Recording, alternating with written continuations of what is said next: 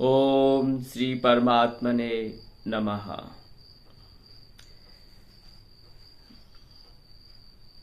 मित्रों, आज एक बार फिर से ज्योतिर्मठ पीठ के शंकराचार्य परम पूजनीय, प्रातः वंदनीय, आदरणीय श्री अभिमुक्तेश्वरानंद जी महाराज और चित्रकूट स्थित तुलसी पीठ के पीठाधीश्वर जगत गुरु श्री रामभद्राचार्य जी महाराज, इन दो नामों से विश्व में कौन परिचित नहीं है, सभी परिचित है। दोनों ही हमारे सनातन की धर्म ध्वजा दोनों ने संभाल रखी है और दोनों ही सनातन के बड़े प्रकांड विद्वान हैं। लेकिन सोशल मीडिया पर एक विवाद फिर से लोगों के बीच ट्रेंड करने लगा है। मैंने भी जब इसे देखा, सुना, समझा तो लोग अपने चैनल की टीआरपी के लिए, मीडिया अपनी टीआरपी के लिए काम करती है, यूट्यूब चैनल अपनी टीआरपी के लिए काम करते हैं। तो जो यूट्यूब के थंबनेल होते हैं उनको इस प्रकार से बनाया जाता है, उस पर इस प्रकार से थंबनेल टाइटल लिखा जाता है कि प्राइमा फेशिया कोई भी व्यक्ति जब उस टाइटल को देखेगा तो उस पर टच जरूर करेगा और जैसे ही टच करेगा वीडियो की रैंकिंग हो जाएगी। तो ऐसे ही कुछ टाइटल हैं जो लोगों को उस वीडियो पर टच करने के लिए मजबूर कर देते हैं। आप जाकर के देख लीजिए। विवाद इस प्रकार से है कि इसमें ज्योतिर्मठ पीठ के शंकराचार्य श्री अभिमुक्तेश्वरानंद जी महाराज के द्वारा एक वक्तव्य दिया गया और ये वक्तव्य था जम्मू कश्मीर को लेकर के। जम्मू कश्मीर को लेकर के वक्तव्य था। इसमें कुछ थोड़ी सी कानून की पेचीदगियों की, बारीकियों की बात भी अभिमुक्तेश्वरानंद महाराज के द्वारा कही गई। बस उसी वीडियो को टारगेट करते हुए जगत गुरु श्री रामभद्राचार्य जी से भी सवाल जवाब किए गए। तो उन्होंने, सोशल मीडिया पर है ये, उन्होंने अपने स्टेटमेंट में कहा कि जो शंकराचार्य हैं उन पर तो अभी केस चल रहा है, पेंडिंग में है उनका मामला कि ये शंकराचार्य है भी कि नहीं है, और उनको तो भारतीय संविधान की एबीसीडी भी नहीं आती है, जो इस प्रकार से वो बात कर रहे हैं। तो ये कुछ विरोधी स्टेटमेंट थे जो कि रामभद्राचार्य जी महाराज के द्वारा जारी किया गया था। लेकिन वहीं जब ये आमने सामने होकर के ये दोनों विद्वान एक दूसरे के आमने सामने हैं और इस प्रकार की बातें हमें सुनने को मिल रही हैं।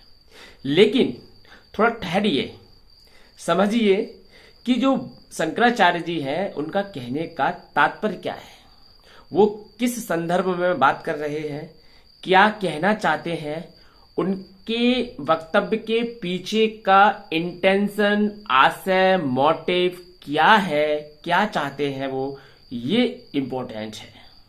तो साथियों, इसके लिए हमें कानून के विषय की थोड़ी बहुत जानकारी होगी, तभी हम इस विषय को ठीक से समझ पाएंगे।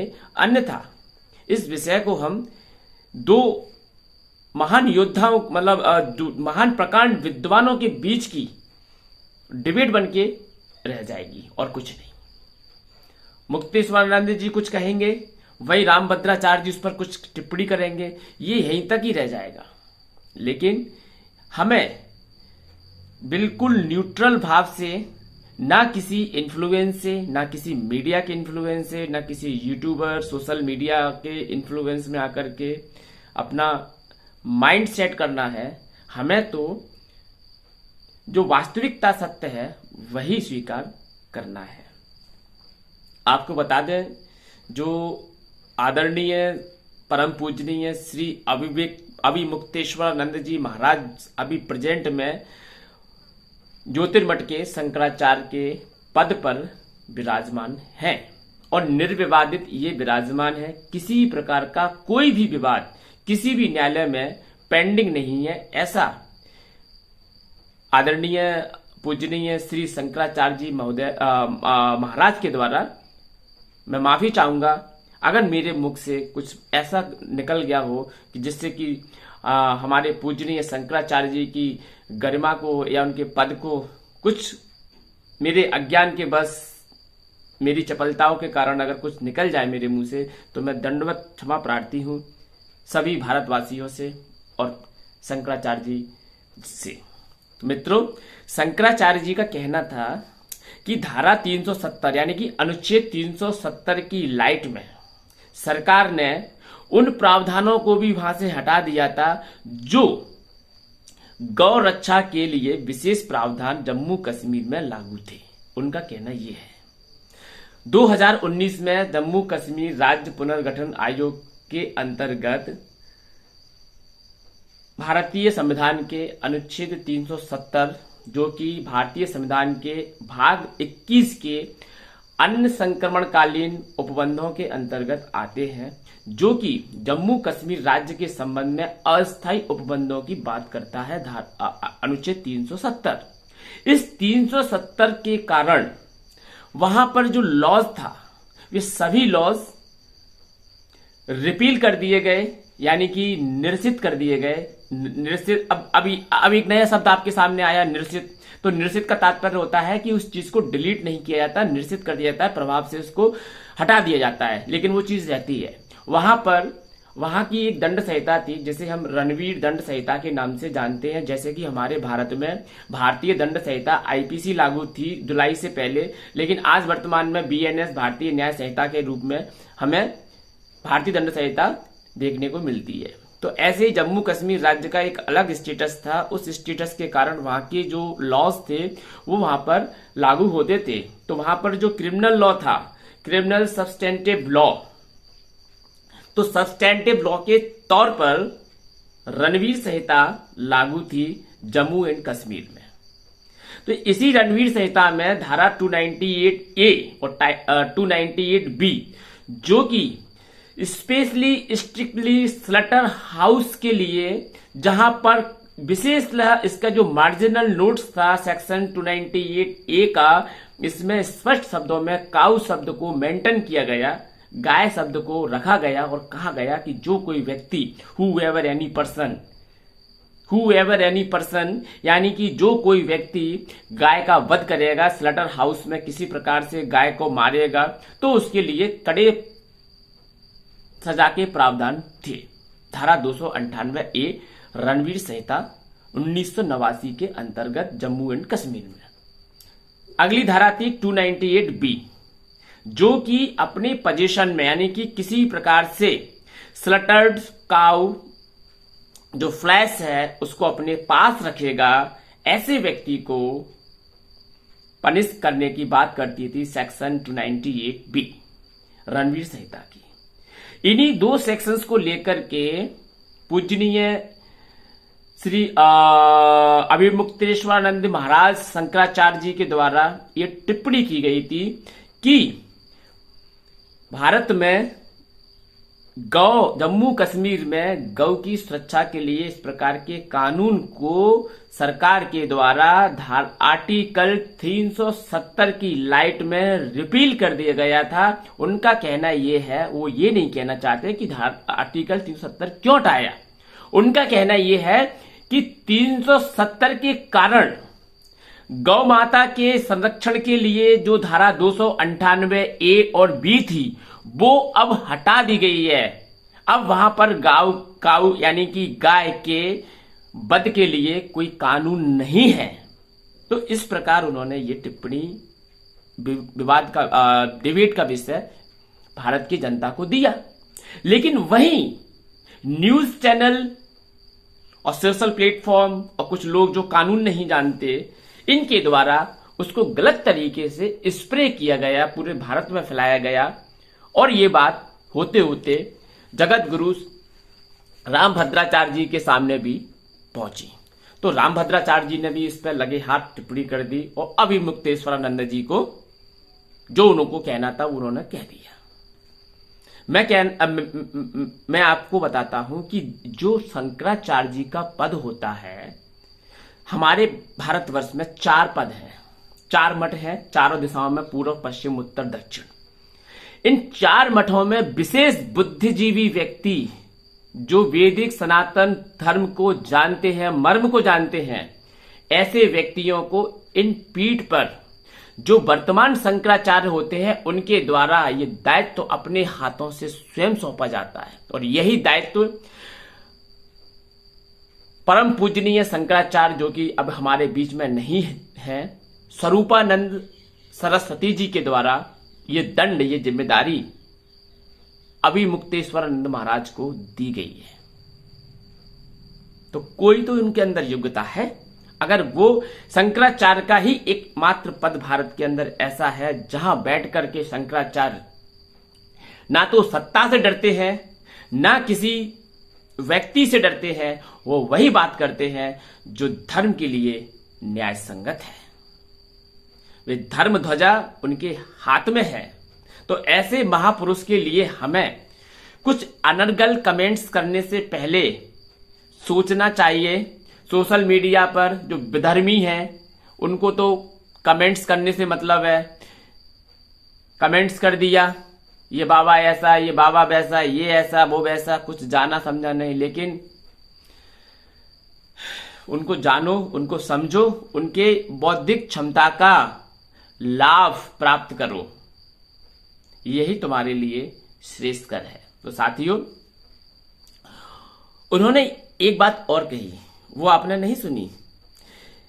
आर्टिकल 370 हटाने के साथ साथ वो कह रहे हैं कि अगर आर्टिकल 370 हटाया है सरकार ने तो 371 को क्यों नहीं हटाया।